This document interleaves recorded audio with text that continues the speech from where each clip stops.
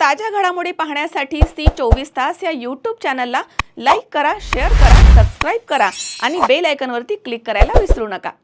माऊली माऊली असा नामघोष आणि टाळ मृदुंगाच्या गजरामध्ये सावळ्या विठुरायाला भेटण्यासाठी संत श्रेष्ठ कान्होराज महाराज पालखी सोहळ्याला आज सुरुवात झाली आहे। केंदूर तालुका शिरूर इथून पंढरपूरकडे पालखी सोहळा मार्गस्थ झाला।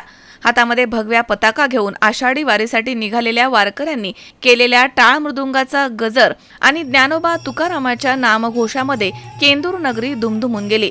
भक्तिरसामध्ये न्हावून निघालेल्या वैष्णवांनी आनंदानं दिंड्यांमध्ये विविध खेळ खेळले आहेत। अनेक गावाच्या कानाकोपऱ्यामधून आलेल्या वारकऱ्यांनी देऊळवाड्यामध्ये पालखी प्रस्थान सोहळा याची देही याची डोळा अनुभवलाय।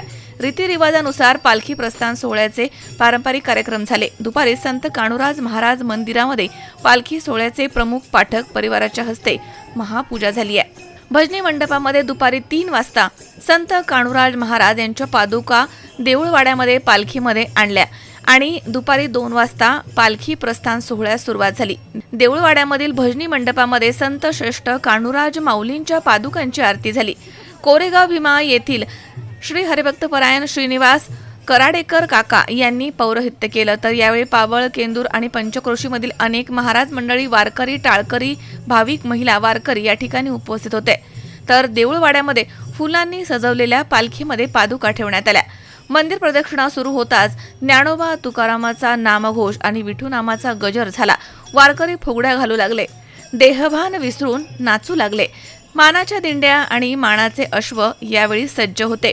दरम्यान पादुका पूजनानंतर मानकरी दिंडी प्रमुख यांचा पालखी सोहळा प्रमुखांच्या तर्फे सत्कार करण्यात आला आहे। तर पालखी मार्गस्थ झाली आहे। तर प्रथम मुक्कामी प्रदक्षिणेनंतर संध्याकाळी सोहळा केंदूर येथील राम मंदिरामध्ये मुक्कामी पोहोचला।